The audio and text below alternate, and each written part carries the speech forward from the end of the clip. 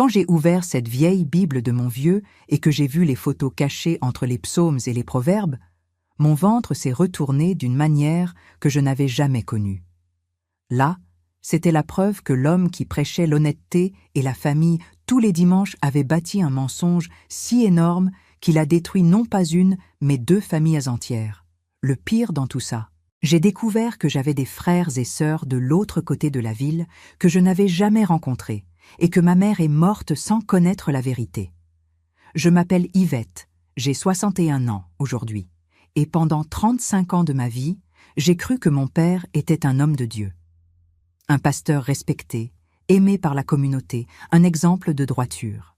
Mais avant de continuer, il faut que vous laissiez votre j'aime sur cette vidéo et que vous vous abonniez à la chaîne, parce que cette histoire va bousculer tout ce que vous croyez sur la famille et la religion. Dites-moi dans les commentaires d'où vous regardez, je veux savoir si quelqu'un a déjà traversé une déception aussi grande que la mienne. Je suis née en 1964, dans une petite ville du pays appelée Imfondo. Mon père, Wilfried, était le pasteur de l'église Assemblée de Dieu locale depuis avant ma naissance. Ma mère, maman Jeanne, était cette femme de poigne, de celle qui se levait à 5 heures du matin pour préparer le café, s'occuper de la maison, coudre des habits pour les gens du quartier et aider encore mon père avec les tâches de l'église. Nous étions 4 enfants, moi, l'aîné, mes frères Guy et Michel, et ma petite sœur Yolande.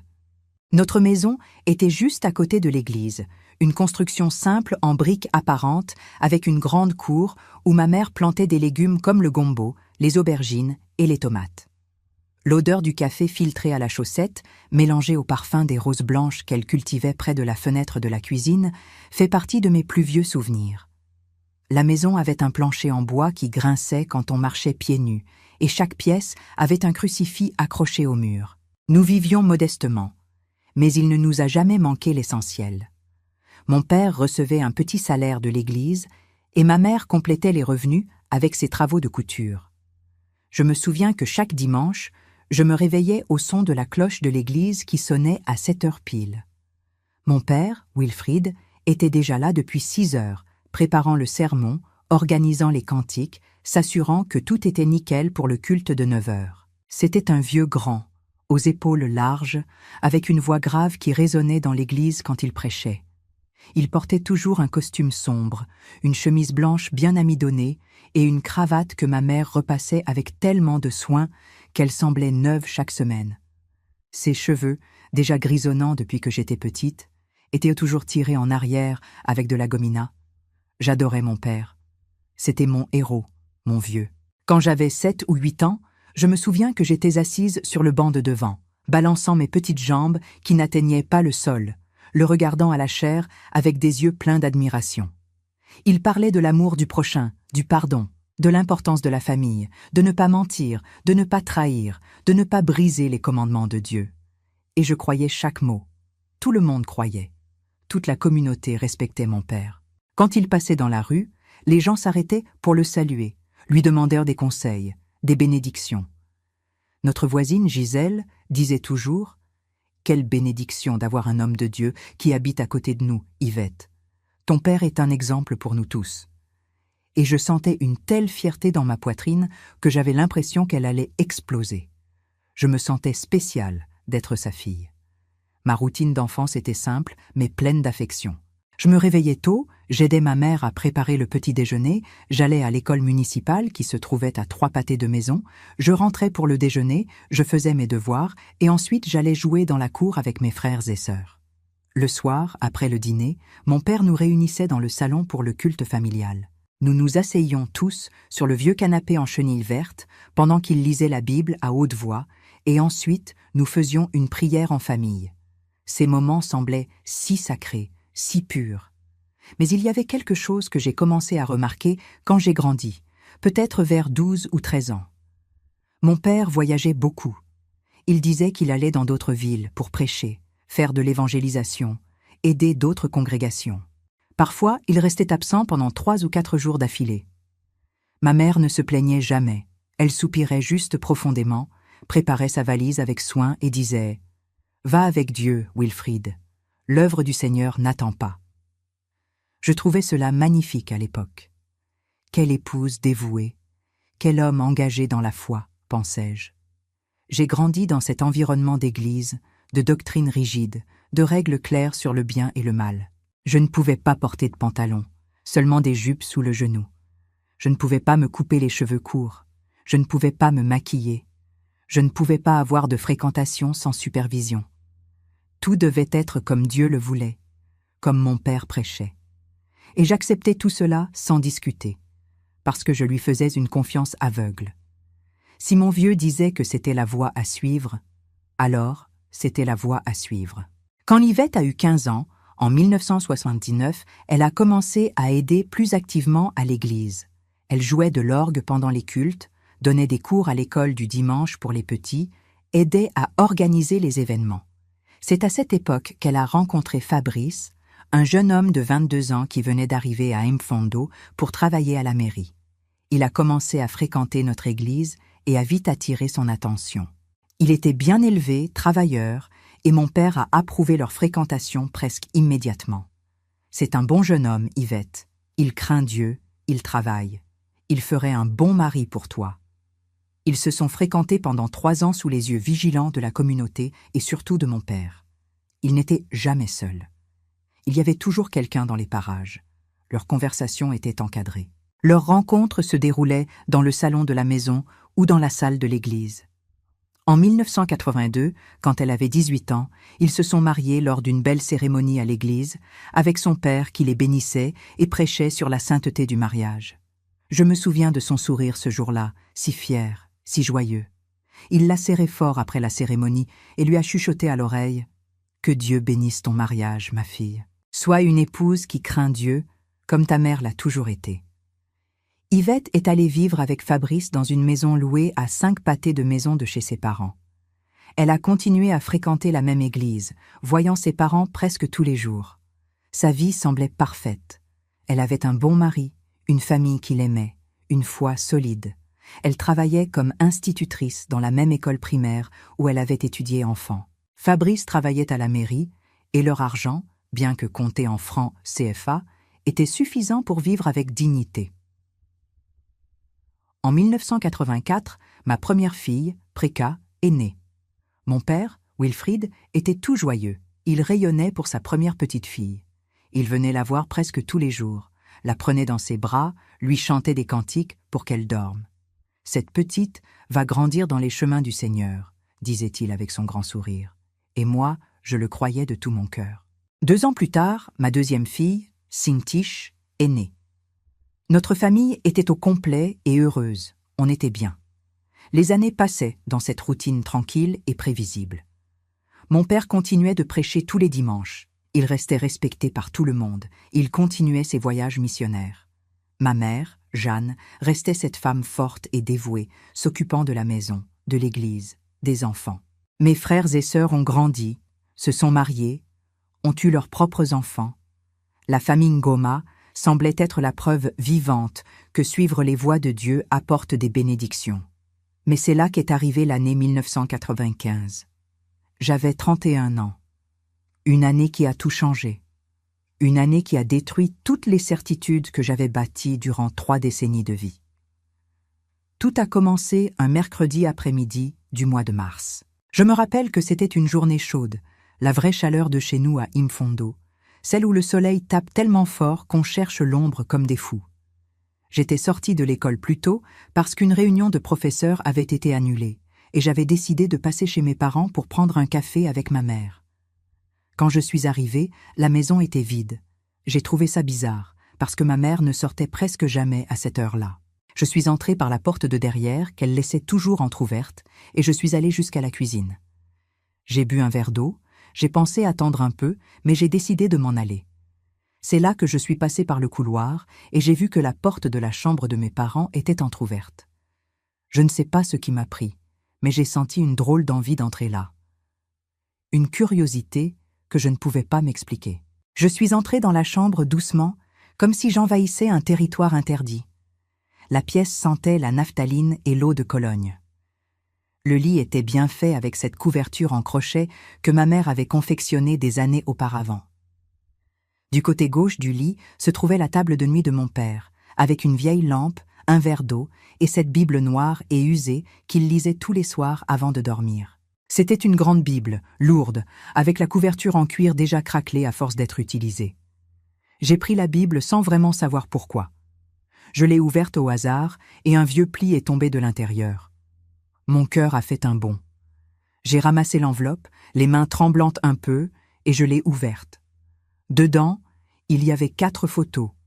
Des clichés qui ont fait chuter mon monde en quelques secondes, comme un château de cartes. Sur la première photo, Wilfried était enlacé avec une femme que je n'avais jamais vue de ma vie. Une belle femme, cheveux châtains longs, souriant à l'objectif. Il se tenait devant une maison qui n'était pas la nôtre. Il portait des vêtements décontractés, pas le costume qu'il mettait toujours, lui le vieux si tiré à 4 épingles. Il avait sur le visage un sourire que je voyais rarement à la maison. Un sourire relâché, sincère, joyeux. Sur la deuxième photo, la même femme apparaissait enceinte, avec ce ventre énorme, celui qu'on a quand on est sur le point d'accoucher.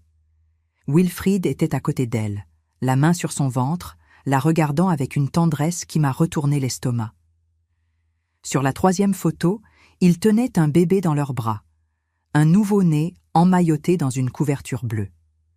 La date au dos de la photo disait « Avril 1978 ». J'avais 14 ans à cette époque, et je me souviens parfaitement de cette période. Wilfried n'avait fait aucun voyage spécial. Il était à la maison, comme d'habitude. La 4e photo, c'est celle qui m'a fait sentir que j'allais dégueuler sur place. C'était une photo de famille. Wilfried, cette femme, et 3 gosses, 3 enfants d'âge différents. L'aîné semblait avoir une dizaine d'années, celui du milieu 7 ans, et le plus jeune 5 ans. Ils étaient tous bien habillés, souriants, comme s'ils étaient une famille heureuse et normale. Derrière la photo, il y avait écrit « Famille Wilfried, Noël 1985 ». Mon Dieu, 1985. À cette époque, j'étais déjà mariée, j'avais déjà ma fille, Préka. Wilfried menait une double vie. Il avait une autre famille, une autre femme, d'autres enfants. Et personne ne savait rien. Mes jambes ont flanché. J'ai dû m'asseoir sur le lit de Jeanne et Wilfried parce que j'ai cru que j'allais tomber dans les pommes. Mon cœur battait si fort que j'entendais le bruit dans mes oreilles. J'ai commencé à trembler. Les photos sont tombées de ma main sur le sol. Je les ai ramassées, j'ai regardé encore une fois, pensant que j'avais mal vu, que c'était quelqu'un d'autre, que ça ne pouvait pas être Wilfried. Mais c'était lui. Il n'y avait aucun doute. Le même visage, la même manière de sourire, la même alliance en or qu'il portait toujours. Je suis restée assise là, sur le lit, je ne sais combien de temps, juste à fixer ces photos, essayant de digérer ce que mes yeux voyaient. Chaque détail s'est gravé dans ma tête. La couleur de la robe de la dame, la forme de la maison derrière, l'air de joie sur la face de mon père. Les enfants qui étaient mes frères et sœurs et dont Yvette ignorait l'existence. C'est là que j'ai entendu la porte d'entrée claquer. C'était ma mère, Jeanne, qui rentrait. J'ai paniqué sec. Je ne savais plus où mettre la tête. J'ai vite rangé les photos dans l'enveloppe et je les ai planquées dans la Bible, mais je n'ai pas réussi à la remettre exactement à sa place. J'avais la tête en vrac. J'ai laissé la Bible de travers sur la petite table de nuit, j'ai filé hors de la chambre, j'ai vite fait de me coiffer. J'ai essayé de me donner une contenance et je suis allée à la cuisine où ma mère rangeait ses provisions. « Ah, ma fille, quelle bonne surprise! Tu es venue prendre un petit café ?» a-t-elle dit avec son sourire habituel, si doux. Je l'ai regardée et j'ai senti une douleur dans la poitrine qui m'a presque fait hurler. Ma mère si dévouée, si bosseuse, qui avait passé toute sa vie aux côtés d'un homme qui la trompait sans aucune honte, savait-elle? Était-elle au courant et faisait-elle semblant de rien? Ou bien était-elle aussi innocente et bernée que moi? Non, maman. Je suis juste venue faire un petit tour vite fait, mais je dois y aller. Les petites sont seules à la maison, ai-je menti. Je ne pouvais pas rester là 1 minute de plus. Je lui ai fait une bise rapide et je suis partie presque en courant. J'ai enfourché mon vélo. C'est comme ça que je me déplaçais à l'époque, hein, et j'ai pédalé vers la maison, les larmes coulant sur mes joues. Les gens qui me croisaient dans la rue devaient trouver bizarre de voir une femme de 31 ans pleurer comme ça en pédalant, mais je m'en foutais complètement. Je suis arrivée chez moi, j'ai verrouillé la porte. J'ai dit aux petites d'aller jouer dans leur chambre, et je me suis enfermée dans la salle de bain. C'est là, assise sur le carrelage froid, que j'ai commencé à vomir. J'ai tout rendu ce que j'avais dans l'estomac. J'ai vomi jusqu'à la bile, et j'ai continué à avoir des hauts-le-cœur même quand il n'y avait plus rien à sortir. C'était comme si mon corps essayait d'expulser toute cette révélation dégoûtante, tout ce mensonge que je venais de découvrir. Je suis restée là je ne sais combien de temps, agrippée à la cuvette des toilettes, pleurant et vomissant et pleurant, jusqu'à ce que Fabrice arrive du boulot et frappe à la porte de la salle de bain pour me demander si j'allais bien. Je ne lui ai rien dit ce jour-là. Impossible de parler, vraiment. Je suis sortie des toilettes, j'ai lavé mon visage, j'ai dit que j'avais attrapé une petite virose et je suis allée me coucher. J'ai passé toute la nuit éveillée, fixant le plafond, repassant chaque instant de ma vie, chaque sermon de mon vieux Wilfried sur l'honnêteté, chaque conseil sur la famille, chaque fois qu'il m'avait regardé dans les yeux pour me parler des commandements de l'Éternel. Tout était mensonge. Tout et la base de ma vie entière avait été bâtie sur une farce gigantesque. Je me sentais comme si on m'avait arraché le sol sous les pieds et que j'étais en train de tomber dans un trou sans fond. Chaque fois que je fermais les yeux, je revoyais ces photos. La femme qui souriait, les enfants, mon père Wilfried avec cette expression de bonheur que je voyais rarement quand il était avec nous. Les jours qui ont suivi, j'ai essayé d'agir normalement, mais j'étais détruite à l'intérieur. J'allais au boulot, je donnais cours aux enfants, je rentrais, je m'occupais de mes filles, je préparais le sac à saca, je nettoyais la maison, mais c'était comme si j'étais en mode automatique. Ma tête n'arrêtait pas de penser à ces clichés. Qui était cette femme? Où habitait-il? Comment mon père Wilfried pouvait-il gérer 2 familles en même temps? L'argent qu'il gagnait suffisait à peine pour nous faire vivre. Comment faisait-il pour entretenir une autre famille aussi? Et les voyages qu'il faisait, c'était pour les rejoindre? Les mensonges devaient être si nombreux, si sophistiqués, si bien montés au fil des années. Comment un homme arrive à regarder sa femme Jeanne tous les jours, à dormir dans le même lit, à faire des prières en famille, à prêcher l'honnêteté à l'église et à vivre cette double vie sans la moindre honte? J'ai commencé à éviter mes parents.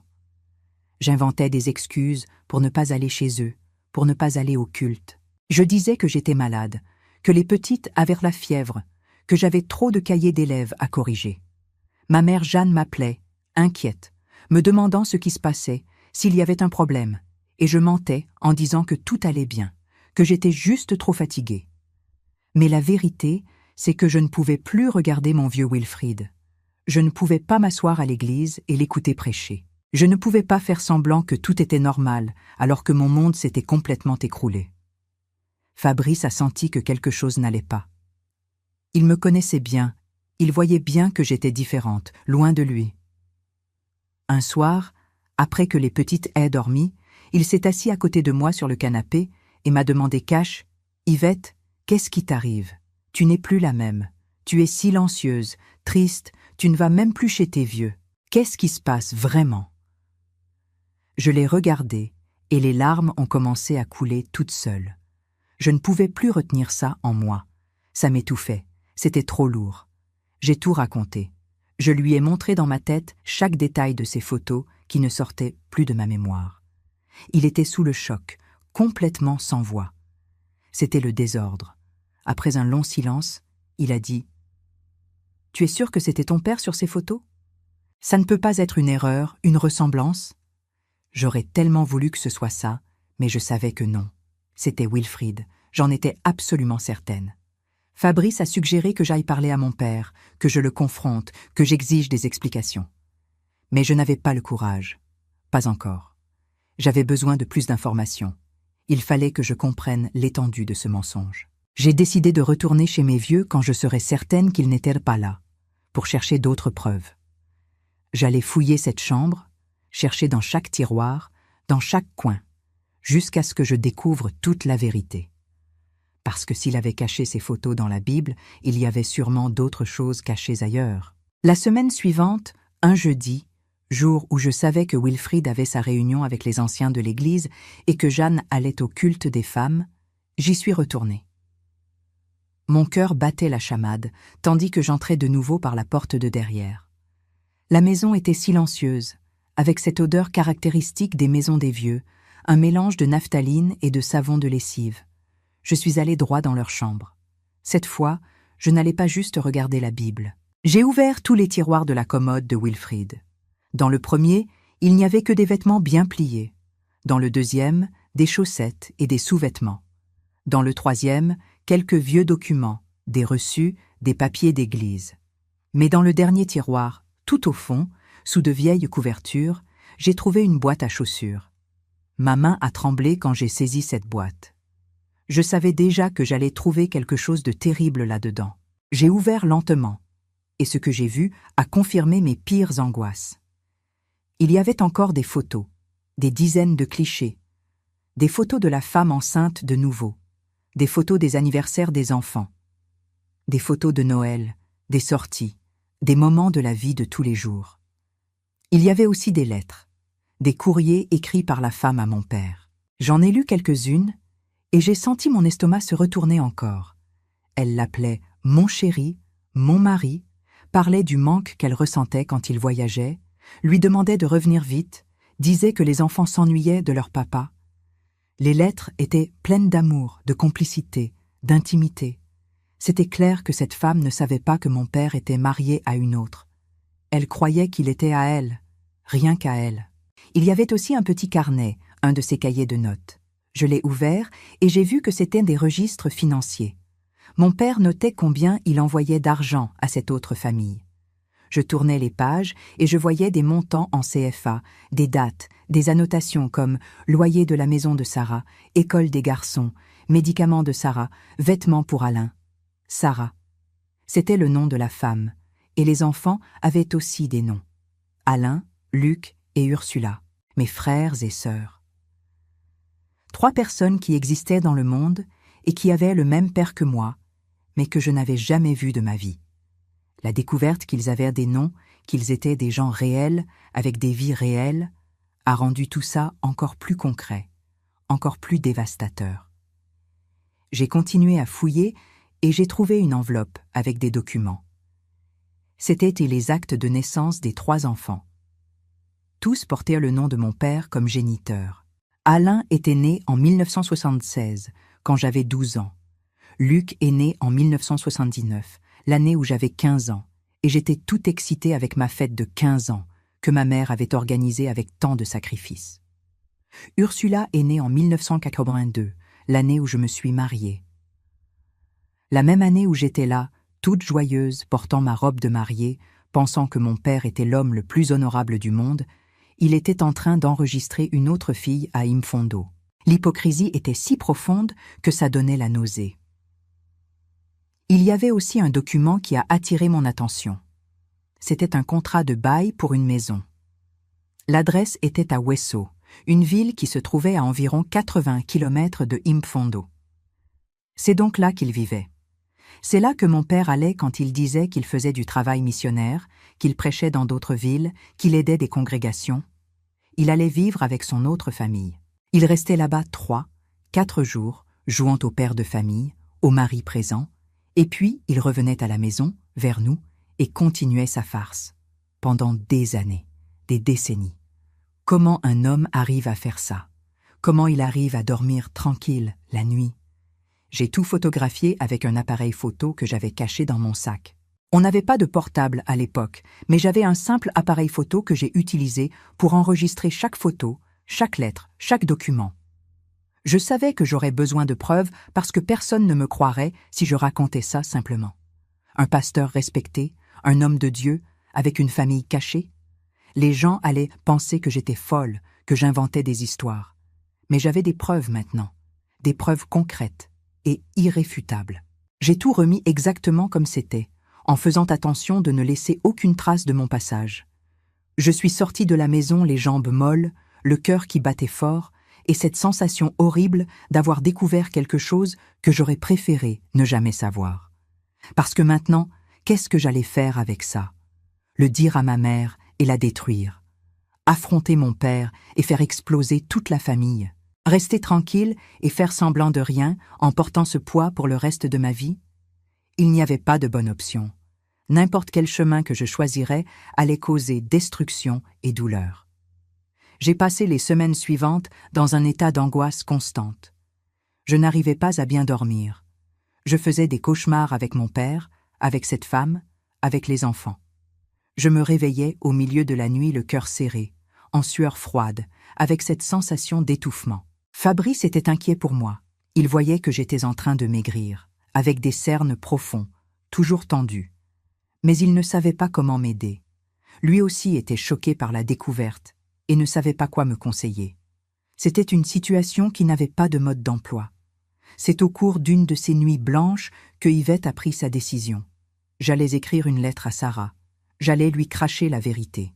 Elle avait le droit de savoir que l'homme avec qui elle vivait depuis près de 20 ans était marié à une autre femme, qu'il avait d'autres enfants et que toute sa vie était bâtie sur un mensonge. Était-ce cruel? Oui. Cela allait-il la détruire? Sans doute. Mais elle méritait de connaître la vérité. J'aurais voulu savoir si j'avais été à sa place. Personne ne mérite de vivre dans un mensonge, même si la vérité est dure comme la braise. J'ai rédigé la lettre à l'aube, après une nuit d'insomnie. J'ai tout déballé. Qui j'étais, qui était ma mère Jeanne, depuis combien de temps mes vieux étaient remariés, combien d'enfants nous étions. J'ai parlé des photos que j'avais trouvées, des documents, du petit carnet de notes financières.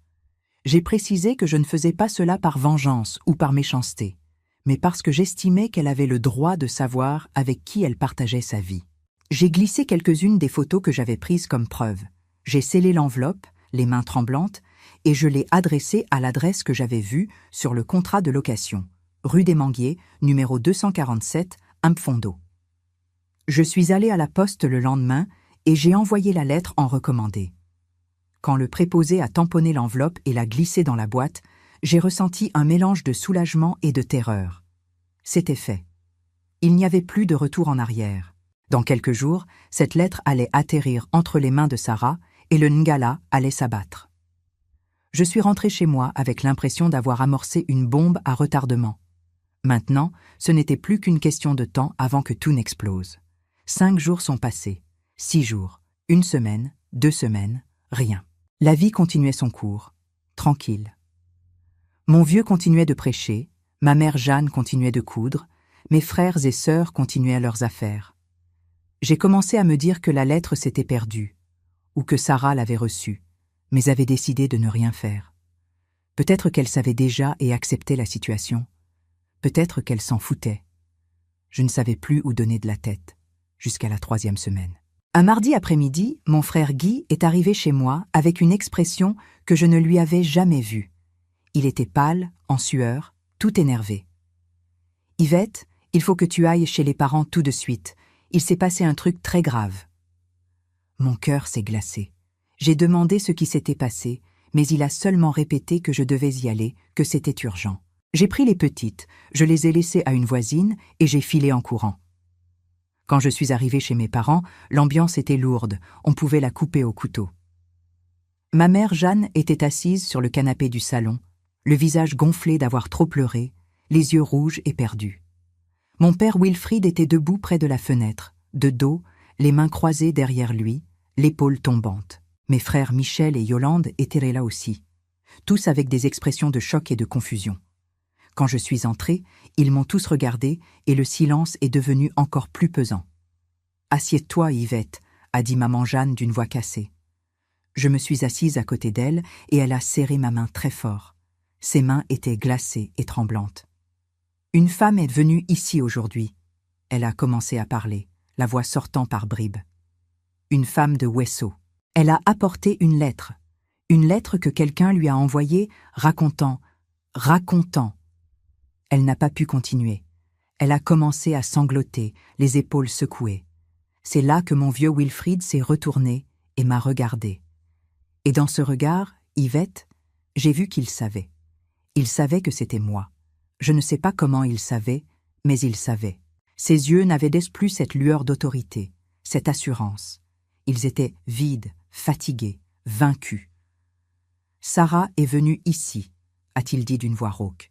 Elle a reçu une lettre avec des photos, des documents, tout. Elle est venue ici, furieuse, criant. injuriant. Ta mère ne comprenait rien de ce qui se passait jusqu'à ce que Sarah lui jette tout à la figure. Les photos des enfants que j'ai avec elle, les lettres, tout. Aïe, mon vieux père. Sarah était venue personnellement. Elle n'avait pas seulement lu la lettre et était restée tranquille dans son coin. Elle était venue jusqu'à Impfondo, avait cherché la maison et avait confronté ma mère directement. Le désastre devait être terrible, hein? J'ai regardé ma mère et j'ai vu une femme complètement détruite. Elle, qui a toujours été si forte, si digne, était là, brisée, humiliée devant ses propres enfants. « Maman ?» j'ai essayé de dire, mais elle a lâché ma main et s'est éloignée de moi. « Non » a-t-elle dit en secouant la tête. « Ne dis rien maintenant. Laisse-moi essayer de comprendre ce qui se passe dans ma vie. 37 ans. 37 ans de mariage, et je ne savais rien. Rien du tout. » Elle a recommencé à pleurer compulsivement, et Yolande s'est approchée pour la serrer dans ses bras. Mes frères étaient sous le choc, regardant leur père comme s'ils voyaient un étranger. Et d'une certaine manière, c'était exactement ça. Cet homme-là n'était plus le père qu'ils connaissaient. C'était un menteur, un traître, un faux type. « Quel âge ?» Michel a interpellé le vieux Wilfried d'une voix sèche. « Combien de temps tu as mené cette vie de mensonge, papa ?» Mon père a passé la main sur son visage, fatigué, et s'est assis sur la chaise près de la table du salon. Il semblait avoir pris 10 ans en une seule journée. J'ai connu Sarah en 1975. Il a commencé à parler, la voix basse. J'étais en train de prêcher à Dolisie, dans une campagne d'évangélisation. Elle venait au culte, on a discuté, on s'est rapprochés. Je sais que je n'ai aucune excuse. Je sais que j'ai péché, que j'ai trahi votre confiance à tous, que j'ai sali le nom de Nzambe. Mais ça s'est passé comme ça. Je me suis engagée avec elle, et quand j'ai réalisé, c'était trop tard. Elle est tombée enceinte de Alain. C'était donc ça l'histoire. Il l'avait rencontrée pendant un de ses périples d'évangéliste et avait commencé une relation parallèle. Et quand elle était tombée enceinte, au lieu de tout avouer et d'affronter les conséquences, il avait décidé de garder les deux familles, cacher, mentir, mener 2 vies complètement séparées. L'audace, le manque de caractère, la froideur nécessaire pour faire ça pendant presque 20 ans, c'était un truc que Yvette n'arrivait même pas à saisir. Comment un homme qui prêchait tous les dimanches sur le péché, sur l'honnêteté, sur les commandements de Dieu, pouvait-il vivre cette dualité sans devenir fou? « Et tu pensais pouvoir cacher ça pour toujours ?» Guy a demandé, la voix pleine de rage contenue. « Tu croyais que personne n'allait jamais te démasquer? Que tu allais mourir en emportant ce secret ?» Mon père n'a pas répondu. Il est resté là, les yeux fixés sur ses propres mains, l'air vaincu. Sarah a dit qu'elle va parler à tout le monde, ma mère Jeanne a dit d'une voix faible. Elle sera à l'église dimanche prochain, elle va tout raconter à la congrégation, elle va montrer les preuves, elle va détruire sa réputation, et la mienne avec. Elle a regardé son mari avec un mélange de haine et de désespoir qui faisait mal à voir. 37 ans de ma vie jetés à la poubelle, 37 ans à croire en toi, à te faire confiance, à te défendre. Le silence qui a suivi était lourd comme du plomb. Personne ne savait quoi dire. Michel est sorti du salon, claquant la porte avec violence. Je l'ai entendu vomir dans la salle de bain. Guy est resté figé, les poings serrés, regardant son père avec mépris. Yolande pleurait doucement, serrée contre notre mère. Et moi, Yvette, je me sentais étrangement vide. Comme si après des semaines à ressentir tant de choses, tant d'angoisse, tant de désespoir, maintenant que tout avait finalement explosé, il ne restait plus rien. Juste un vide immense, là où existait autrefois l'amour et l'admiration pour mon père. « C'est toi qui as envoyé la lettre ?» a dit mon père Wilfried en me fixant.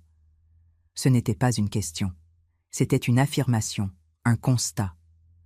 Tous les regards se sont tournés vers moi. « Yvette, tu as trouvé les photos dans ma Bible et tu es allée chercher d'autres preuves. Après, tu as tout envoyé à Sarah. » Je n'ai pas nié. Ça ne servait à rien de nier. J'ai juste soutenu son regard et j'ai dit « Elle méritait de connaître la vérité, le vrai, comme maman Jeanne méritait.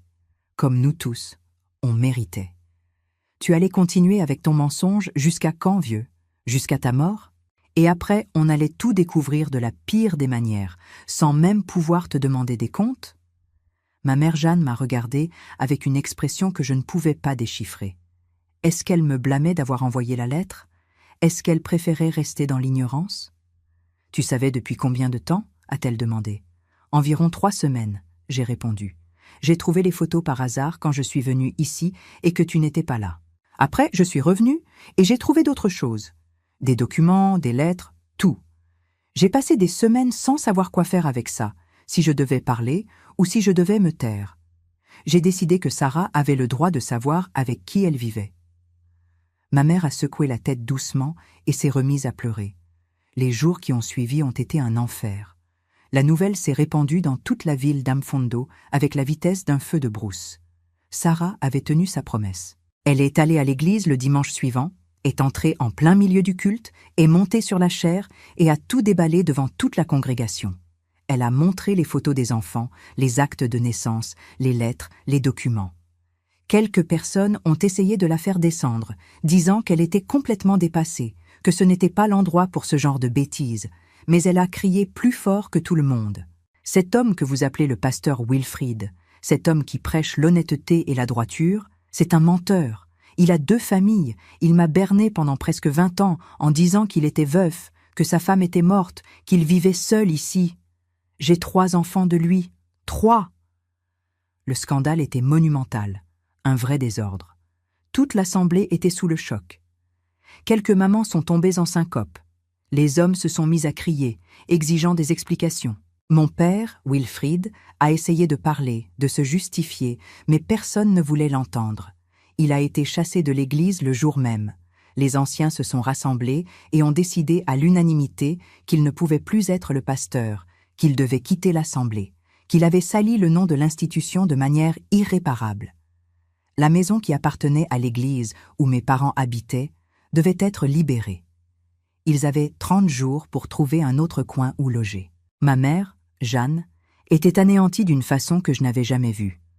Elle ne mangeait plus, ne dormait plus, ne parlait plus correctement. Elle passait toute la journée couchée sur le lit, fixant le plafond, pleurant parfois doucement. Yolande et moi, Yvette, allions la voir tous les jours pour nous occuper d'elle, lui apporter de la nourriture, essayer de la faire manger, mais c'était inutile. Elle était entrée dans un état de choc profond. Le docteur lui avait donné des médicaments pour la dépression et l'anxiété, mais elle restait apathique, comme si elle avait renoncé à la vie. La femme qui avait toujours été si dynamique, si courageuse, n'était plus qu'une ombre d'elle-même. Pendant ce temps, les conséquences continuaient de se propager. L'histoire s'était répandue non seulement à Imfondo, mais dans toutes les villes voisines. Mon père, connu et respecté dans toute la région, était devenu la risée et la source de tous les potins. Les gens le montraient du doigt quand il passait dans la rue. Les jeunes se moquèrent de lui. Certains allaient jusqu'à l'insulter. L'humiliation publique était totale et brutale. Il avait tout perdu, le respect, le travail, la maison, sa réputation, sa famille. Tout ça à cause des choix qu'il avait faits, des mensonges qu'il avait racontés. Mais vous savez ce qui me faisait le plus mal? C'est qu'il ne semblait pas vraiment repentant. Il regrettait d'avoir été découvert, de subir les conséquences, mais pas ce qu'il avait fait. Quand je discutais avec lui, essayant de comprendre comment il avait pu faire ça, il parlait de faiblesse de la chair, de tentation, de comment le diable avait utilisé Sarah pour le détruire. Il mettait la faute sur tout, sauf sur lui-même. Il n'assumait pas la responsabilité de ses propres choix. Et ça me rendait encore plus en colère, plus déçue. Sarah, elle, était rentrée à Amfondo, le cœur complètement coupé. Elle venait de découvrir que toute sa vie n'était qu'un mensonge, rien que du vent. Le vieux qu'elle aimait, le géniteur de ses enfants, était marié à une autre femme depuis plus de 30 ans. Elle n'était pas son épouse légitime. Elle était la maîtresse. Ses enfants étaient des enfants de l'ombre, fruits d'un adultère grave. La honte et la douleur qu'elle devait ressentir, je ne pouvais que les imaginer. C'était trop fort. Malgré tout, j'avais de la peine pour elle. Elle était aussi victime des histoires de Wilfried. Peut-être même plus que nous, parce qu'elle avait été roulée dans la farine dès le début. Au moins ma mère avait eu des années de mariage légitime avant que la trahison ne commence. Une chose me travaillait l'esprit. Comment Wilfried avait-il réussi à cacher tout ça pendant si longtemps? Comment faisait-il pour être à deux endroits, pour être deux personnes différentes, sans que personne ne s'en doute? J'ai commencé à rassembler les morceaux, à me souvenir de choses qui, à l'époque, semblaient normales, mais qui, maintenant, prenaient tout leur sens. Les voyages missionnaires qui duraient des jours, l'argent qu'il disait économiser pour la retraite, mais qu'en réalité, il envoyait à l'autre famille. Les fois où il rentrait tard, disant qu'il avait aidé un frère de l'Église avec un problème. Les appels qu'il recevait et auxquels il répondait enfermé dans la chambre. Les week-ends où il disparaissait en disant qu'il allait prêcher dans d'autres villes. Tout était là, tous les signes, mais personne n'avait rien vu parce que nous n'avions jamais eu de raison de douter. Après tout, c'était un pasteur, un homme de Dieu. Qui pouvait soupçonner ça? Yvette et Fabrice, on a dû aider Wilfried et Jeanne à déménager de la maison de l'église. C'était un processus douloureux, humiliant, vraiment mawa. Emballer toute une vie dans des cartons, charrier les vieux meubles, démonter ce qui avait été leur foyer pendant des décennies. Les voisins regardèrent par les fenêtres, certains avec pitié, d'autres avec cette curiosité malsaine, comme si on assistait au grand Nganda qui brûle. Jeanne n'a servi à rien. Elle est restée assise sur une chaise dans un coin du salon, fixant le vide pendant qu'on démantelait sa propre vie. Elle était sous médicaments, presque en transe, et chaque fois que je la regardais, je sentais une douleur à la poitrine si violente que je devais détourner les yeux. On a réussi à louer une petite baraque dans un quartier plus éloigné du centre de Hamfondo, beaucoup plus petite que la maison de l'église, avec juste 2 chambres, un salon et une cuisine. C'était tout ce que l'argent pouvait payer, le peu de francs CFA qui restait. Wilfried avait perdu son salaire de l'église et survivait maintenant grâce à quelques petits boulots qu'il décrochait, des travaux de force que les frères de l'ancienne congrégation lui offraient plus par pitié que par besoin. Pendant le déménagement, j'ai découvert d'autres choses qui m'ont fait comprendre la profondeur du mensonge dans lequel on vivait. J'ai trouvé de vieux reçus cachés au fond d'un tiroir. Des reçus de tickets de bus pour Wesso qui dataient de 1976, 1977, 1978. J'ai aussi trouvé un vieux cahier où Wilfried notait les dates de ses voyages. Il y avait des annotations du genre « Visite à Sarah, 3 jours, anniversaire d'Alain, Luc est malade, restez jusqu'à ce qu'il aille mieux. » Il planifiait tout méticuleusement. Chaque voyage, chaque mensonge, chaque absence avait été soigneusement calculé et exécuté sur près de 20 ans. La froideur de tout ça, c'est ce qui m'effrayait le plus. Ça n'avait pas été un cas isolé, une erreur de jugement momentanée. Ça avait été une double vie bâtie, brique par brique, mensonge après mensonge, pendant des décennies. J'ai aussi trouvé de vieilles lettres que Sarah lui avait envoyées au début de leur relation. Des lettres passionnées où elle racontait à quel point c'était bon de l'avoir rencontré.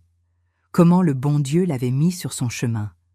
Comment elle remerciait chaque jour d'avoir trouvé un homme si spécial après tant d'années passées seule. Lire ces lettres m'a fait voir Sarah comme une personne réelle, avec des sentiments vrais, et pas seulement comme la deuxième bureau. Elle avait été roulée dans la farine autant que nous. Mon père Wilfried lui avait raconté qu'il était veuf, que son épouse était morte d'une maladie des années auparavant, qu'il était resté seul et recommençait sa vie. Elle avait gobé ça parce qu'elle n'avait aucune raison de douter. Qui mentirait sur un truc pareil? Qui utiliserait la mort fictive d'une épouse comme prétexte pour mener une vie parallèle? Les semaines passaient et la situation n'allait pas en s'arrangeant. Ma mère Jeanne restait déprimée, prenait ses médicaments, passait ses journées au lit ou assise à regarder par la fenêtre. Elle avait perdu tout son goût pour la vie. Elle ne cousait plus ses pagnes, ne préparait plus le saka-saka ni le fufu, ne rangeait plus la maison, n'allait plus à l'église. Ah ça, l'église, elle ne pouvait plus y mettre les pieds. Comment apparaître là-bas après toute cette honte publique, ce nzaka? Moi, Yvette, j'essayais de lui parler, de la secouer un peu, mais c'était comme parler à un mur. Elle hochait juste la tête et recommençait à fixer le vide. Le docteur était inquiet. Il a dit qu'elle était en dépression profonde et qu'elle avait besoin d'un suivi psychiatrique, mais mon père Wilfried n'avait pas l'argent nécessaire pour payer un traitement correct. Pendant ce temps, Les enfants que mon père avait eus avec Sarah continuèrent d'exister, vivant à Wesso, gérant leur propre crise. Alain avait 19 ans à cette époque, Luc en avait 16 et Ursula 13. Ils venèrent de découvrir que le vieux qu'ils connaissaient avait une autre famille, toute une autre vie dont ils ignoraient l'existence. Ils devaient être aussi confus et blessés que nous. Une partie de moi avait la curiosité de les rencontrer, de voir à quoi ils ressemblaient, de causer avec eux. Après tout, nous étions frères et sœurs. Nous avions le même sang, le même père menteur.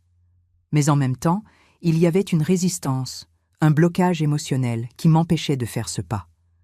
Il représentait la trahison, le mensonge, la destruction de mon foyer. Comment pouvais-je les prendre dans mes bras comme des frères et sœurs, sans avoir l'impression de trahir ma mère Jeanne? Yolande a été la première à avoir le courage de faire le contact. Elle a chopé le numéro de Sarah je ne sais comment, et elle a appelé. Elle a causé avec Ursula, qui avait presque le même âge qu'elle. Après, elle m'a dit que la gamine souffrait beaucoup, que sa mère était aussi dévastée que la nôtre, que les grands frères étaient en colère contre le vieux Wilfried, que leur vie était aussi devenue un vrai calvaire. « On n'est pas les seuls à souffrir, Yvette », m'a dit Yolande.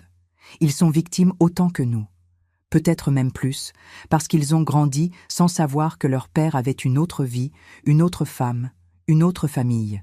Imagine la douleur de ça. » Elle avait raison, c'est sûr. Mais reconnaître cela ne rendait pas la situation plus facile à gérer.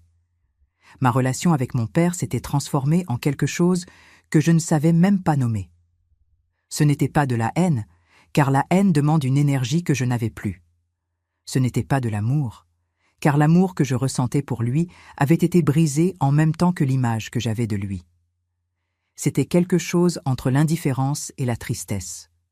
Je le regardais et je voyais un étranger. Un vieux fatigué qui avait jeté tout ce qu'il avait à cause de décisions égoïstes et lâches. Parfois, il essayait de causer avec moi. Il essayait de se justifier, mais je ne pouvais tout simplement pas écouter.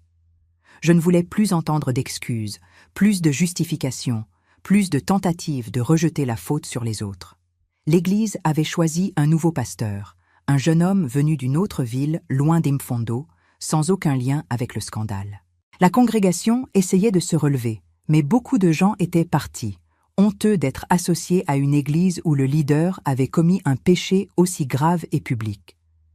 Quelques membres étaient restés du côté de mon père Wilfried, disant que nous sommes tous pécheurs et qu'ils méritaient le pardon et une seconde chance, mais ils étaient minoritaires.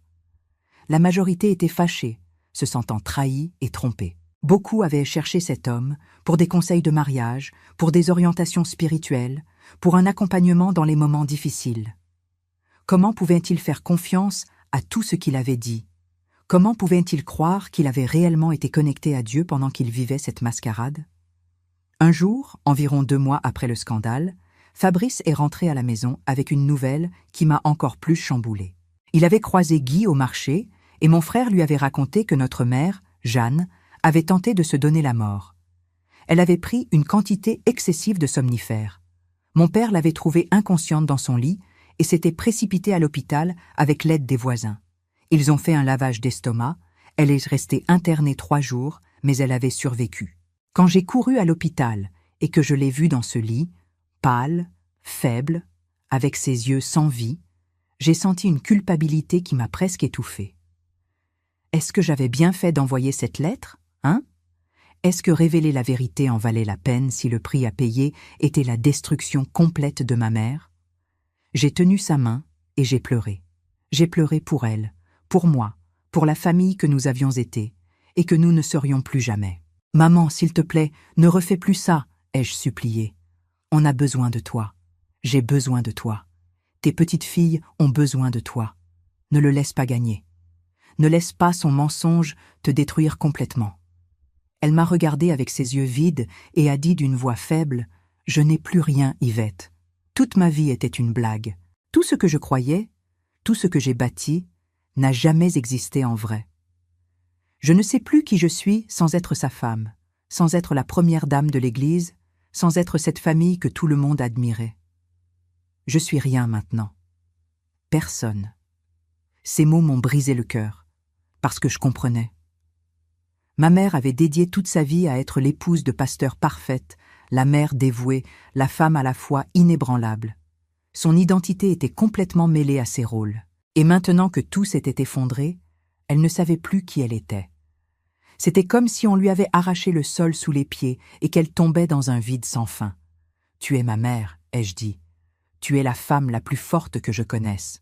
Tu as élevé 4 enfants pratiquement seul pendant que lui était occupé à vivre une autre vie. Tu as cousu, tu as bossé, tu t'es sacrifié. Ça, c'était réel. Ça, personne ne peut te l'enlever. Et nous autres, on est là. Tes enfants sont là et on ne va pas t'abandonner, hein ?» Yvette est restée à l'hôpital pendant 1 semaine. Les docteurs voulaient être sûrs qu'elle était stable avant de la laisser partir. Pendant ce temps, moi, Yvette, Guy, Michel et Yolande, on se relayait pour rester avec elle. Mon vieux Wilfried venait aussi, mais elle ne voulait pas le voir. Elle tournait le dos au mur dès qu'il entrait dans la chambre. Elle ne lui parlait pas, elle ne le regardait pas. C'était comme s'il n'existait pas. Et peut-être que pour elle, il n'existait plus vraiment. L'homme qu'elle aimait, en qui elle avait confiance, ce n'était pas cette personne qui lui avait menti pendant des décennies. Ça, c'était un étranger, un vrai inconnu.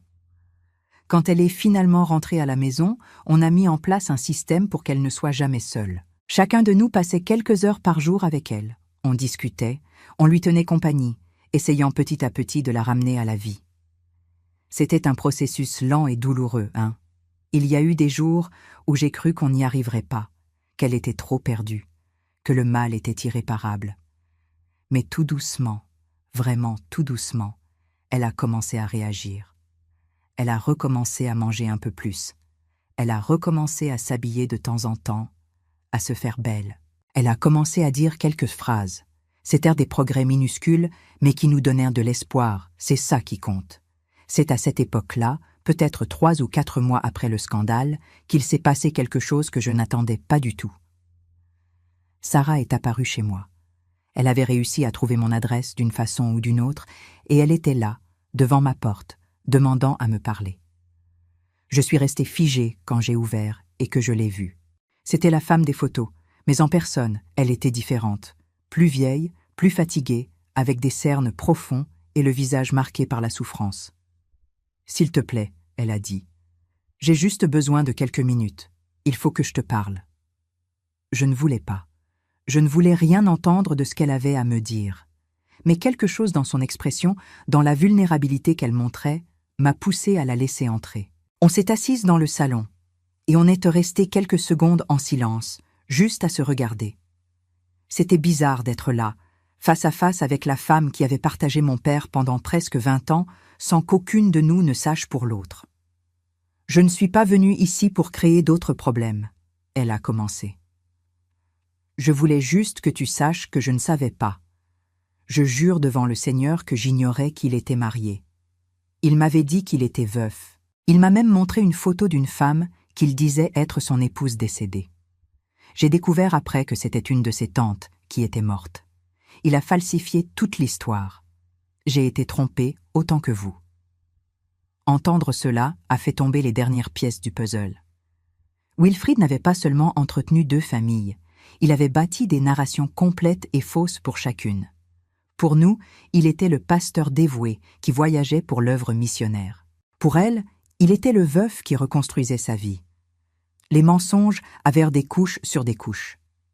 J'ai cru en lui parce que c'était un homme de Dieu. Sarah continua, les larmes commençant à couler. Il prêchait, il citait la Bible, il priait avec moi.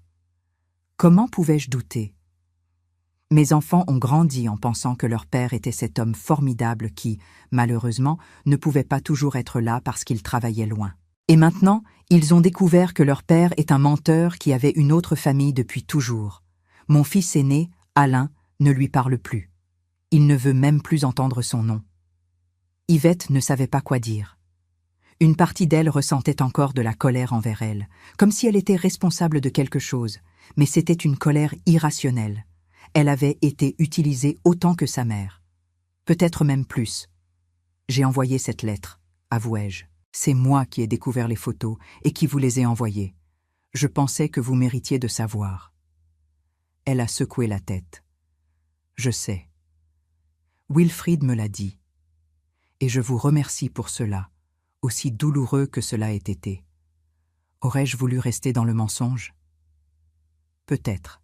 Mais je méritais de connaître la vérité. Nous le méritions tous. Nous sommes restés là à discuter pendant près de 2 heures. Elle m'a raconté comment elle avait rencontré Wilfried, comment leur relation s'était développée, les années qu'elle avait passées à l'attendre, élevant les enfants pratiquement seule pendant qu'il apparaissait de temps en temps. C'était douloureux d'écouter, mais c'était aussi libérateur d'une certaine manière. Parce que, pour la première fois, Yvette voyait le tableau complet. Ce n'était pas seulement ma famille qui avait été cassée, c'était 2 familles, 2 femmes qui avaient dédié leur vie à un homme qui ne méritait aucune d'elles. « Qu'est-ce que tu vas faire maintenant, ma sœur ?» ai-je demandé. Sarah a soupiré profondément. « Je vais essayer de refaire ma vie, comme toi et ta famille. Je vais essayer d'être forte pour mes enfants. Ils ont besoin de moi maintenant plus que jamais. Et toi? Comment va ta maman Jeanne ?» J'ai raconté la tentative de suicide, la dépression, et comment nous essayons de l'aider à se remettre. Sarah est restée silencieuse un moment, puis elle a dit « Je ne lui souhaite aucun mal. Je sais qu'elle a souffert autant que moi. Si je pouvais, je lui enverrais une grande force. Dis-lui que je m'excuse d'être apparue comme ça chez elle, en criant et en lui jetant tout à la figure. J'étais hors de moi. J'avais tellement la rage, tellement mal, que je n'ai pas pensé à l'impact que cela aurait sur elle. Quand Sarah est partie, je suis restée assise au salon pendant un long moment, à digérer tout ça. Cette conversation avait changé quelque chose en moi. Je l'avais humanisée. Ce n'était plus seulement la maîtresse, c'était une personne qui avait souffert, qui avait été trompée, qui essayait de survivre aux débris, comme nous. Et d'une manière étrange, cela m'a donné une autre perspective sur toute la situation. La méchante, ce n'était pas elle. Le méchant, c'était mon père, Wilfried. Il était le seul responsable de toutes ces vies gâtées. Les mois continuaient à passer. 1995 est devenu 1996. Ma maman Jeanne s'améliorait doucement. Elle avait recommencé à coudre un peu, ce que les docteurs disaient être un excellent signe. La couture avait toujours été une sorte de thérapie pour elle, un moment de concentration et de calme. Elle avait recommencé à sortir de la maison de temps en temps, aller au marché total, rendre visite à quelques amis qui lui étaient restés loyaux malgré le scandale. Elle était encore fragile, elle avait encore des mauvais jours, mais elle était vivante. Elle se battait. Et ça, c'était déjà beaucoup. Mon vieux, par contre, allait de mal en pis. Il avait pris des années en quelques mois seulement. Ses cheveux étaient devenus tout blancs, les rides s'étaient creusées, il avait beaucoup maigri. Il faisait des travaux lourds pour grappiller quelques francs CFA, menuiserie, jardinage, peinture. Lui qui avait toujours été un homme de costume, la Bible à la main, une autorité morale respectée, se retrouvait maintenant à faire des petits boulots pour survivre. La chute avait été brutale et complète. Parfois j'avais pitié de lui, mais c'était une pitié lointaine, sans chaleur. Comme celle qu'on a pour un inconnu croisé au quartier et non pour l'homme qui m'avait élevé. Une chose qui commença à me déranger profondément avec le temps, c'était la relation entre mon père et la Bible. Ce livre qu'il avait utilisé comme cachette pour les photos de l'autre foyer, cet objet sacré qu'il trimballait partout, qu'il prêchait, qu'il utilisait pour donner des conseils et des directions spirituelles à des centaines de personnes. Comment pouvait-il ouvrir cette Bible tous les jours, lire les versets sur la fidélité, sur l'honnêteté, sur l'interdiction de commettre l'adultère, et ne rien ressentir? Comment montait-il en chair dimanche après dimanche, ce livre à la main, prêchant la sainteté alors qu'il y cachait les preuves de son hypocrisie? Ça me rongeait de l'intérieur d'une manière que je n'arrivais pas à expliquer. Ce n'était pas seulement la trahison elle-même, c'était la profanation d'une chose sacrée. C'était utiliser Dieu, utiliser la foi, utiliser la religion comme façade pour une vie entière de mensonges. Il y a eu un jour où je l'ai confronté à ce sujet. C'était quelques mois après que tout ait explosé, quand j'ai finalement trouvé le courage d'avoir une vraie discussion avec Wilfried. Je suis allée à la petite maison où il habitait avec ma mère, Jeanne, et j'ai demandé à parler seul à seul. Nous nous sommes assis dans la petite cour, sous un arbre chétif qui se trouvait là. Papa, j'ai besoin de comprendre une chose. J'ai commencé. Comment pouvais-tu prêcher? Comment pouvais-tu ouvrir la Bible, lire les commandements de Dieu, parler de péché et de rédemption, tout en vivant tout ce mensonge? Tu ne sentais rien? Aucun remords? Aucune culpabilité? Il est resté silencieux pendant un long moment, fixant ses propres mains, calleuses à force de travaux manuels. Quand il a finalement parlé, sa voix est sortie rauque et fatiguée. « Tu crois que je ne sentais pas ?» a-t-il dit. « Je sentais, chaque jour. Chaque fois que je montais sur cette chaire, chaque fois que j'ouvrais la Bible, chaque fois que je regardais ta mère, vous tous, je sentais le poids de ce que j'étais en train de faire. Mais tu sais ce qui arrive. Tu dis le premier mensonge, et il devient impossible de revenir en arrière. Puis tu dis le deuxième pour couvrir le premier, après le troisième pour couvrir les deux premiers. Et d'un coup, tu as bâti toute une vie sur des mensonges, et tu ne peux plus défaire ça. Tu es coincé dans le piège que tu as toi-même créé. Je me persuadais que je faisais de mon mieux, que je m'occupais de 2 familles, que personne ne souffrait parce que personne ne savait. Mais ce n'était qu'un autre mensonge que je me racontais à moi-même. J'ai écouté ça avec un mélange de colère et de tristesse. Parce qu'une partie de moi voulait qu'il assume toute la responsabilité, qu'il arrête de se faire passer pour une victime des circonstances. Mais une autre partie reconnaissait qu'il était honnête pour la première fois depuis des décennies. « Tu l'aimais ?» ai-je demandé. « Sarah, tu l'aimais ou c'était juste une aventure ?» Il a soupiré profondément. Je ne sais pas si ce que je sentais était de l'amour. C'était différent de ce que je sentais pour ta mère. Avec Sarah, tout était plus léger, plus facile. Elle ne me reprochait rien, elle ne me posait pas de questions. Je pouvais être quelqu'un d'autre quand j'étais avec elle. Mais maintenant, en regardant en arrière, je crois que j'étais juste en train de fuir les responsabilités, de fuir la pression d'être pasteur, d'être l'exemple, d'être parfait tout le temps. C'était de l'égoïsme pur, rien de plus que ça. C'est dans cette conversation que Yvette a réalisé quelque chose qui l'a encore plus perturbée. Mon père n'avait pas fait ça parce qu'il aimait 2 femmes et ne pouvait pas choisir. Il l'avait fait parce qu'il était lâche. Parce qu'il n'avait pas le courage d'affronter la vraie vie, avec ses difficultés et ses responsabilités. Alors il a créé une vie parallèle, où il pouvait s'échapper chaque fois que la pression devenait trop forte. « Et Dieu ?» ai-je demandé. « Tu croyais vraiment en Dieu, ou ça aussi c'était un mensonge ?» Il m'a regardé avec une expression de douleur sincère. « J'ai toujours cru en Dieu, vraiment. C'est peut-être le pire de tout. Je savais que je péchais, je savais que je trahissais tous les principes que je prêchais, mais j'ai continué à le faire quand même. Parce qu'au fond, j'étais trop lâche pour faire ce qui était juste. Trop lâche pour confesser et affronter les conséquences. Après ce palabre, quelque chose a bougé en moi. Je n'ai pas pardonné à Wilfried, pas dans le sens complet du mot. Mais j'ai commencé à le voir comme un être humain qui a foiré, et non comme le monstre que j'avais fabriqué dans ma tête. Il avait fait des choix terribles. Il avait gâté des familles. Il avait menti pendant des décennies.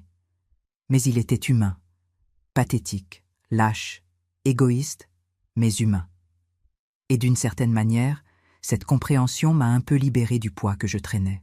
Parce que j'avais passé des mois à me demander si j'avais bien fait d'envoyer cette lettre, si j'étais responsable du désordre qui avait suivi. Mais en causant avec lui, en comprenant qu'il reconnaissait lui-même qu'il vivait un mensonge insoutenable, j'ai réalisé que les choses se seraient écroulées de toute façon, tôt ou tard. J'ai juste accéléré l'inévitable. La relation entre Jeanne et Wilfried était maintenant une bizarrerie sans nom. Ils vivaient dans la même maison, mais c'était comme 2 inconnus partageant le même espace. Ils dormaient dans des chambres séparées. Ils causaient à peine. Ma mère, Jeanne, avait été claire. Elle restait là seulement parce qu'elle n'avait nulle part où aller. Elle n'avait pas d'argent à elle, pas de moyen de se débrouiller seule. Mais elle ne le considérait plus comme son mari. Avait-elle pardonné? Je ne sais pas. Je crois qu'elle avait juste renoncé à ressentir quoi que ce soit pour lui. L'indifférence avait remplacé l'amour, la haine, tout. C'était juste le vide. Et peut-être que c'était pire que n'importe quel autre sentiment. Moi, Yvette, j'essayais de reconstruire ma foi. J'avais complètement arrêté d'aller à l'église après le scandale. Je ne pouvais plus entrer dans cet environnement sans ressentir une énorme révolte. Ce n'était pas contre le Seigneur nécessairement, mais contre l'institution, contre l'hypocrisie, contre ces gens qui se prenaient pour des saints juste parce qu'ils fréquentaient l'Église. Fabrice essayait de me convaincre de revenir. Il disait que nous ne devions pas laisser les actions d'un homme gâter notre relation avec Dieu. Mais je n'étais pas prête. Peut-être que je ne le serai jamais. Mes petites demandaient pourquoi nous n'allions plus au culte. Pourquoi nous n'allions plus voir Vovo Wilfried à l'église. J'ai dû leur expliquer d'une manière qu'elles pouvaient saisir, que Vovo avait fait des bêtises graves et que pour cela, il n'était plus pasteur. Elles étaient trop petites pour comprendre la magnitude de ce qui s'était passé, et je disais merci pour ça. C'était vers le milieu de 1996 que j'ai reçu un coup de fil qui, encore une fois, a tout chamboulé. C'était Alain, le fils aîné que mon père avait eu avec Sarah. Il avait eu mon numéro grâce à Yolande, qui, elle, était restée en contact avec Ursula. Sa voix au téléphone était hésitante, vraiment nerveuse. « Allô, Yvette ? C'est Alain. Notre frère. Je sais que c'est bizarre que j'appelle comme ça, mais j'avais besoin de te parler. Mon cœur s'est emballé, hein? Je ne savais pas du tout à quoi m'attendre. Salut Alain, j'ai répondu, en essayant de garder ma voix solide. Parle, je t'écoute. Il a pris une grande inspiration de l'autre côté. Je voulais m'excuser. Je sais que notre existence a causé beaucoup de souffrance pour toi et ta famille. Je sais que toi et tes frères n'avez pas demandé à avoir des demi-frères dont vous ignoriez même l'existence. Et je voulais que tu saches que moi aussi je souffre de tout ça. Toute ma vie n'a été qu'un mensonge. J'ai grandi en croyant que j'avais un père présent et dévoué qui, malheureusement, travaillait loin et ne pouvait pas toujours être là. Découvrir qu'il avait une autre famille, que j'étais le fruit d'un adultère, que ma mère a été trompée. Ça a tout cassé, vraiment. Je l'ai écouté parler et j'ai ressenti une empathie profonde. Il souffrait autant que moi, peut-être même plus. Au moins, Yvette avait eu une enfance où son père était là la plupart du temps, même si tout était basé sur des mensonges. Lui, il avait grandi avec un père absent et découvrait maintenant que cette absence venait du fait que le vieux était avec une autre famille. « Tu n'as pas à t'excuser d'exister », j'ai dit, et en prononçant ces mots, j'ai réalisé que je les croyais sincèrement. Tu n'as pas choisi de naître dans cette situation. Tu es autant victime que nous tous. Si quelqu'un doit s'excuser, c'est notre père, pas toi. J'ai entendu un sanglot étouffé de l'autre côté. Merci d'avoir dit ça, il a murmuré. J'avais tellement peur d'appeler.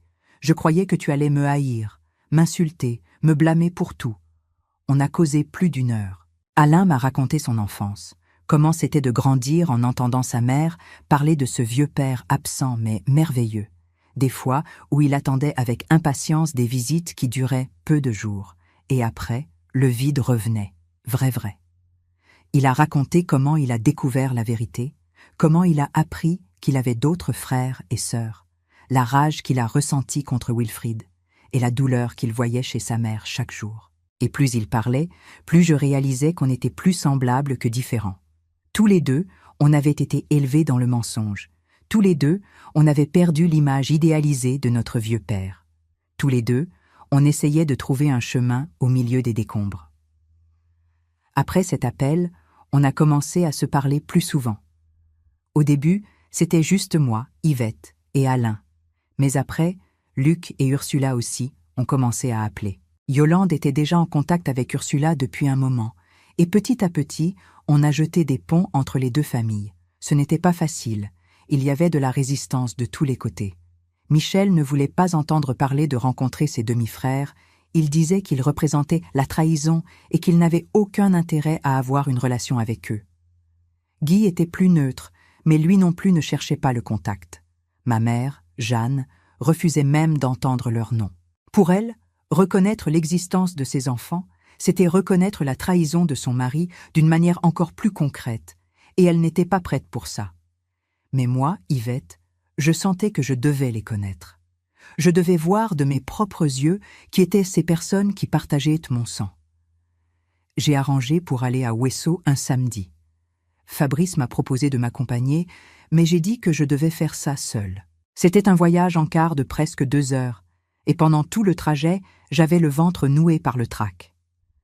Qu'est-ce que j'allais dire quand j'allais les voir?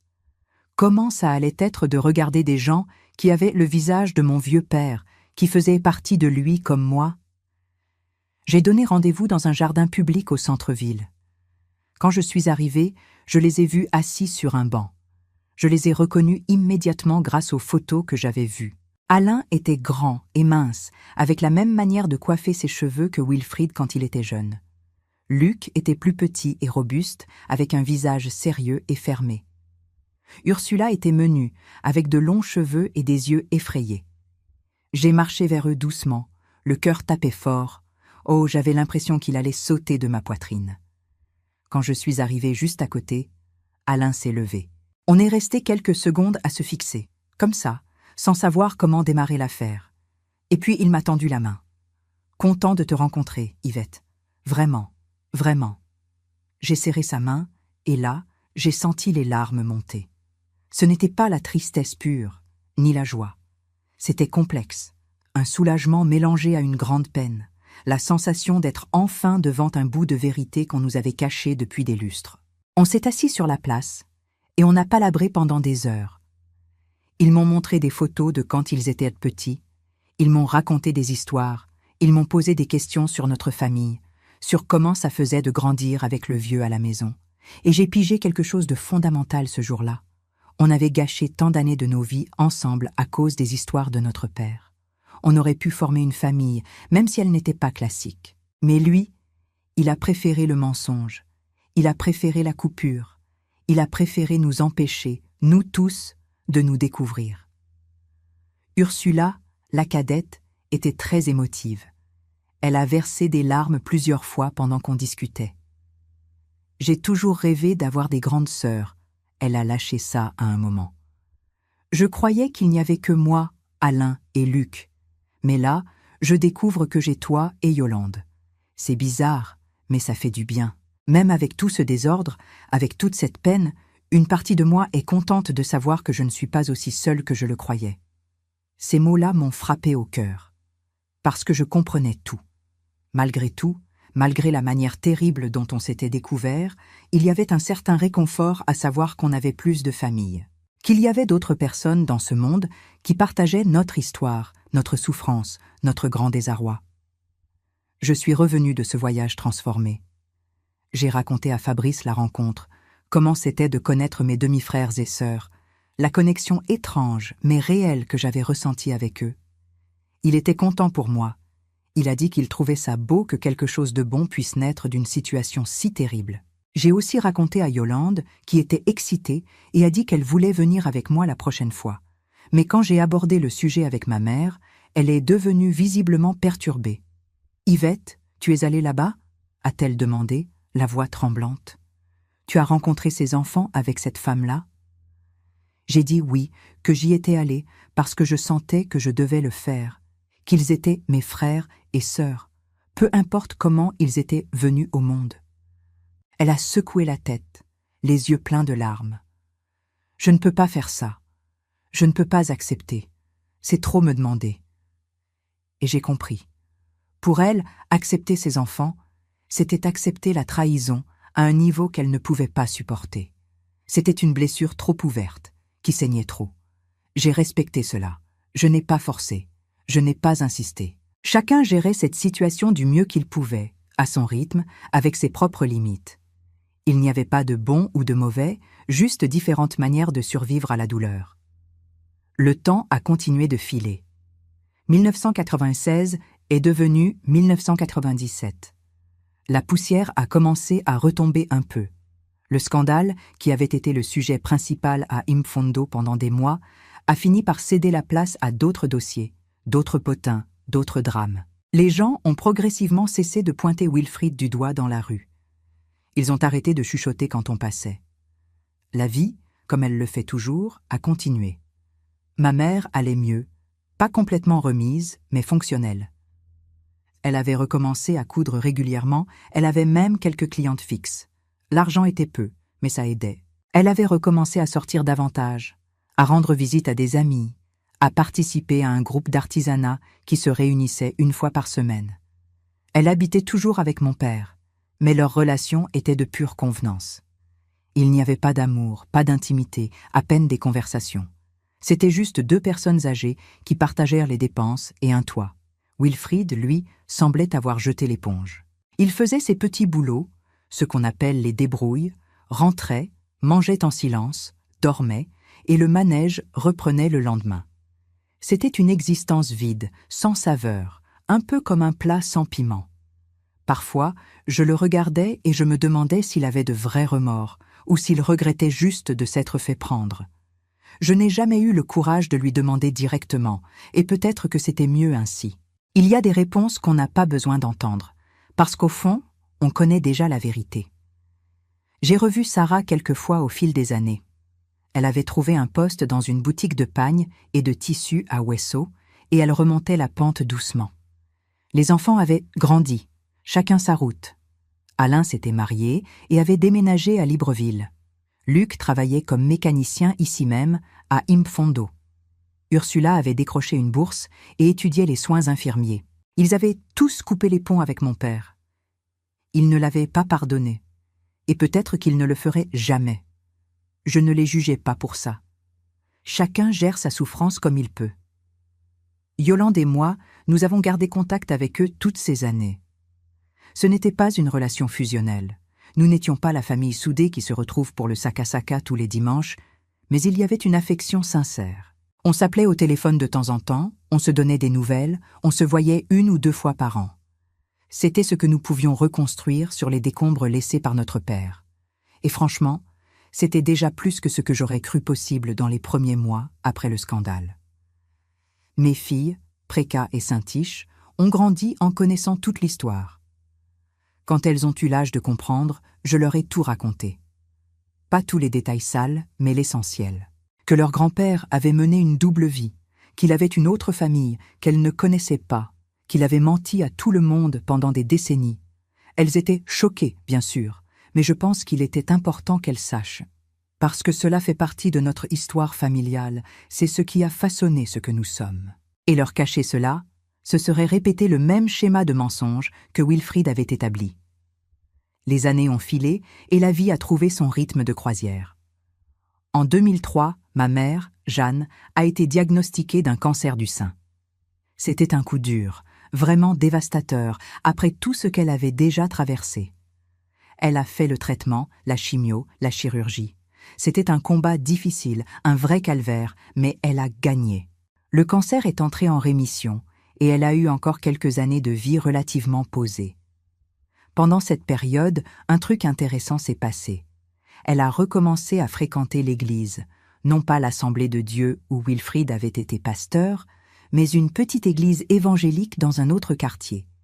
Elle disait que la communion, les prières, la foi lui manquaient, et qu'elle avait compris qu'elle ne pouvait pas laisser les bêtises de Wilfried détruire sa relation avec le Seigneur. C'était beau de voir cette transformation chez elle, de constater qu'elle avait réussi à séparer les deux choses. Wilfried, ironiquement, n'a plus jamais mis les pieds dans une église après le scandale. Ni comme membre, ni comme visiteur, ni même pour un baptême. C'était fini, quoi. C'était comme si cette partie de sa vie était définitivement bouclée. Il vieillissait en silence, travaillant tant que son corps tenait de plus en plus courbé, plus lent, plus effacé. Parfois, moi, Yvette, j'avais de la peine, d'autres fois de la rage, mais la plupart du temps, je ne sentais juste rien. C'était comme regarder le fantôme de l'homme qu'il avait été. En 2008, Jeanne nous a quittés. Le cancer était revenu, cette fois plus agressif, et aucun traitement n'a pu marcher. Ça a été vite, en l'espace de quelques mois. À la fin, elle était tellement faible qu'elle arrivait à peine à parler. Mais ces derniers jours, quand j'étais près de son lit à l'hôpital, elle a serré ma main et m'a dit une chose que je n'oublierai jamais. « Yvette, je sais que tu te sens coupable d'avoir envoyé cette lettre. Je sais que tu penses que c'est ta faute si j'ai autant souffert. » Mais non. La faute, c'était la sienne, ça a toujours été la sienne. Et tu sais quoi? J'ai préféré connaître la vérité, même si ça a fait mal, plutôt que de continuer à vivre dans le mensonge. Merci d'avoir eu le courage que moi, je n'ai jamais eu. Ces mots-là m'ont libéré d'un poids que je portais depuis 13 ans. Depuis 1995, quand j'ai envoyé cette lettre, une partie de moi se sentait coupable pour la destruction qui avait suivi. Pour la tentative de suicide de ma mère, la dépression, pour tout quoi. Mais l'entendre dire que j'avais fait la bonne chose, qu'elle me remerciait d'avoir exposé la vérité, c'était comme si je pouvais enfin prendre un grand souffle après des années à retenir ma respiration. Elle est décédée 2 jours après cette conversation, avec nous tous autour d'elle, tenant ses mains, lui disant qu'on l'aimait. C'était tranquille, digne, comme elle le méritait, la pauvre Jeanne. L'enterrement était bizarre. Les 2 familles étaient là, séparées aux 2 bouts du cimetière, mais toutes les 2 rendant les derniers hommages à la femme qui avait été affectée par les mensonges de mon père, Wilfried. Sarah était là, de loin, respectueuse. Ses enfants aussi. Ils ne se sont pas approchés de nous, ils ont gardé la distance, mais le fait qu'ils soient venus montrait quelque chose. Reconnaissance, respect, peut-être même une drôle de solidarité. Mon père a pleuré à l'enterrement, et c'était des larmes sincères. C'était peut-être la première fois depuis toutes ces années que je voyais chez lui une émotion vraie qui n'était pas de l'apitoiement. Il avait perdu la femme qui était restée à ses côtés pendant presque 40 ans, la femme qu'il avait trompée à plusieurs reprises, mais qui ne l'avait jamais complètement quitté. Et maintenant, il était seul, vraiment seul, le vieux. Après la mort de ma mère, mon père s'est détérioré vite fait. C'était comme si elle était la seule chose qui le maintenait encore un peu connecté à la vie. Il a arrêté de travailler, il a arrêté de sortir, il a arrêté de faire quoi que ce soit. On a essayé d'aider, on lui apportait à manger, on essayait de le faire réagir, mais c'était inutile. Il avait lâché l'affaire. En 2010, juste 2 ans après la mort de ma mère, il a fait un AVC. Il a été trouvé couché par terre dans le salon par un voisin qui avait remarqué qu'il ne le voyait plus depuis des jours. Ils l'ont amené à l'hôpital, mais le mal était déjà fait. Il est resté avec de graves séquelles, la moitié du corps paralysé, des difficultés à parler. On a dû le placer dans un centre de soins parce qu'aucun de nous n'avait les moyens de s'occuper de lui à temps plein. C'était une affaire difficile, mais nécessaire. Moi, Yvette, Guy, Michel et Yolande, on se relayait pour aller le voir. On lui amenait des choses, on causait avec lui-même quand il n'arrivait plus à bien répondre. Ces enfants qu'il avait eus avec Sarah ne sont jamais venus le voir, pas même une seule fois, et je ne les blâmais pas pour ça. Ils avaient fait leur deuil de son absence depuis belle lurette. Mon vieux a vécu encore 3 ans dans cet état, prisonnier d'un corps qui ne marchait plus, avec un esprit encore assez lucide pour comprendre tout ce qu'il avait gâché. Il est mort en 2013, à 78 ans, petit et frêle dans un lit d'hôpital, entouré seulement d'infirmières qui faisaient leur travail, point barre. Son enterrement était petit, très peu de monde était là. Quelques parents éloignés, nous, ses enfants, quelques voisins par politesse. Il n'y a pas eu de culte, pas de sermon, rien de cette cérémonie grandiose qu'un pasteur aurait eue normalement. C'était simple, rapide, presque anonyme. Et c'était peut-être ce qu'il méritait. Une sortie discrète après une vie marquée par des mensonges bruyants. Quand ils ont descendu le cercueil, je n'ai pas pleuré. Je n'ai pas ressenti de soulagement, pas de tristesse, rien d'autre qu'un vide bizarre. C'était la fin d'un long et douloureux chapitre de ma vie. L'homme qui avait été mon héros d'enfance, qui s'était transformé en ma plus grande déception, était enfin parti. Dans les années qui ont suivi, moi et mes frères et sœurs de l'autre côté de la famille, on a gardé un petit contact, surtout moi et Ursula. Elle était devenue infirmière, s'était mariée, avait des enfants. Elle m'envoyait parfois des photos de ses enfants et moi, je lui envoyais celles de mes petites filles. C'était une connexion ténue, mais réelle. Je voyais moins Alain. Il était occupé avec sa vie à Impfondo, mais on échangeait des messages à Noël et pour les anniversaires. Luc était le plus distant, le plus réservé, mais il n'avait pas de rancune non plus. Il avait juste avancé du mieux qu'il pouvait. Aujourd'hui, en 2025, je jette un œil derrière moi et je vois toute cette histoire avec une perspective que seul le temps, le vieux, peut donner. J'ai 61 ans maintenant. Mes petites filles sont grandes. Une vie que j'ai dû remonter brique par brique après que tout s'est écroulé en 1995. 30 ans se sont écoulés depuis que j'ai découvert ces photos dans la Bible de mon père. 30 ans que le monde que je connaissais a été détruit. Et vous savez ce que j'ai pigé dans toute cette affaire? Que la vérité, même si elle pique comme le piment, est toujours meilleur que le mensonge. L'hypocrisie, ça n'a pas de date de péremption, ça finit toujours par sauter au visage.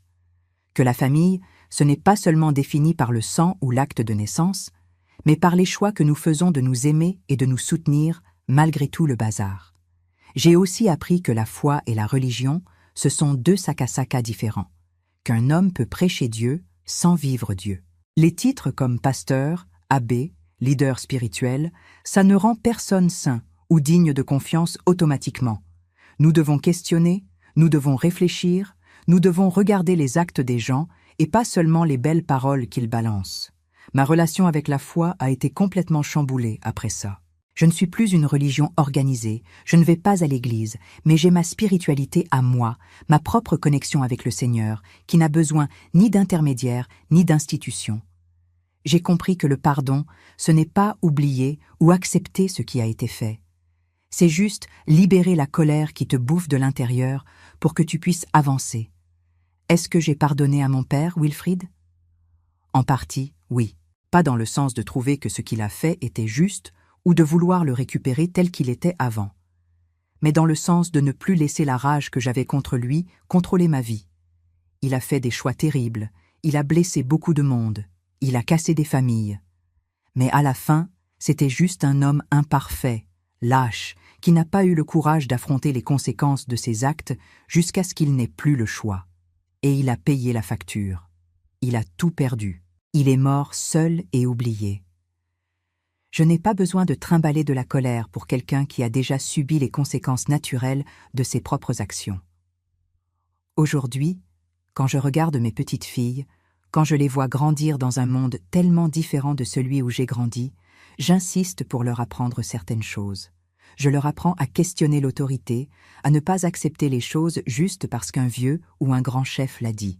Je leur parle d'honnêteté, de comment les mensonges finissent toujours par coûter cher, tôt ou tard. Je leur dis que la vraie famille, c'est celle qui reste à tes côtés dans les pires moments, pas seulement celle qui partage ton nom de famille. Et je leur enseigne que les femmes n'ont pas à se contenter des miettes d'amour, ni à accepter des hommes qui les trompent ou leur mentent, qu'elles méritent le respect, la vérité, la dignité. Des choses qu'Yvette a mis des années à comprendre, des choses que Sarah a découvertes bien trop tard. L'histoire de ma famille n'est pas belle, hein? Elle n'a pas de fin heureuse au sens classique, mais elle a la vérité, et elle a la survie. Il y a des gens qui ont été brisés, mais qui se sont relevés. Il y a eu d'énormes pertes, mais aussi des gains inattendus, comme avoir rencontré mes demi-frères et découvert que la famille peut s'étendre de façon qu'on n'aurait jamais imaginée. Il y a la douleur, mais aussi la croissance. Il y a la trahison, mais aussi la rédemption, du moins pour certains d'entre nous. Si vous me regardez maintenant et que vous avez traversé quelque chose de similaire, si vous avez découvert que quelqu'un que vous aimiez vivait dans le mensonge, si vous avez senti le sol s'effondrer sous vos pieds, je veux que vous sachiez qu'il est possible de survivre. Ça ne sera pas facile. Ça va faire mal d'une manière que vous ne soupçonniez même pas. Il y aura des jours où vous voudrez tout laisser tomber, mais vous êtes plus fort que vous ne le pensez. La vérité libère, même quand elle blesse. Et de l'autre côté de cette douleur, il y a une vie qui peut être reconstruite, différente de celle que vous aviez, mais peut-être même meilleure à certains égards, car elle est basée sur la vérité et non sur des illusions. Cette Bible où Wilfried cachait les photos, je l'ai toujours ici avec moi. Je ne sais pas trop pourquoi. Peut-être comme souvenir de ce qui s'est passé, peut-être comme symbole de la façon dont les choses sacrées peuvent être profanées quand on ne vit pas selon ce que l'on prêche. Parfois je l'ouvre et je trouve encore des marques que mon vieux a faites, des versets qu'il a soulignés sur l'honnêteté, sur la famille, sur la fidélité. Et je pense à comment il lisait ces mots sans les laisser transformer son cœur. Je pense à comment on peut être si proche de la vérité et choisir quand même le mensonge. C'est triste, c'est tragique, mais c'est humain. Bon, c'est ça mes chers, voici mon histoire, hein? L'histoire de comment j'ai découvert que mon vieux, Wilfried, le pasteur respecté, l'homme de Dieu, avait une famille cachée. L'histoire de comment tout a piqué du nez quand la vérité est sortie. L'histoire de comment on a survécu, chacun à sa manière, aux dégâts qu'il a laissés. Ce n'est pas une belle histoire, mais elle est réelle. Et parfois, les histoires réelles sont les plus importantes à raconter, parce qu'elle nous rappelle que nous ne sommes pas seuls dans nos douleurs, que d'autres sont déjà passés par des choses similaires et ont tenu le coup. Si cette histoire vous a touché d'une façon ou d'une autre, si vous vous êtes reconnu dans ce que je vous ai raconté, mettez-moi un gros pouce bleu et abonnez-vous à la chaîne. Laissez un commentaire en bas. Dites-moi de quel quartier ou de quelle ville vous regardez, si vous avez déjà vécu une trahison ou une découverte qui vous a choqué dans la famille. Parfois, partager sa souffrance, ça aide à alléger le poids, hein? Et n'oubliez jamais que vous n'êtes pas seul. Il y a toujours quelqu'un qui comprend, qui a déjà traversé le même chemin. La vie continue après la douleur, après la trahison, après la découverte des mensonges. Ça peut sembler impossible au milieu du déluge, mais ça continue. Et on apprend à revivre, différemment, mais à vivre quand même. Un jour après l'autre, un pas après l'autre, jusqu'à ce qu'on regarde derrière et qu'on réalise qu'on a survécu à ce qu'on croyait être notre fin. Et ça, mes chers compatriotes, c'est la plus grande preuve de la force qui dort en chacun de nous. Que Dieu vous bénisse et à la prochaine histoire.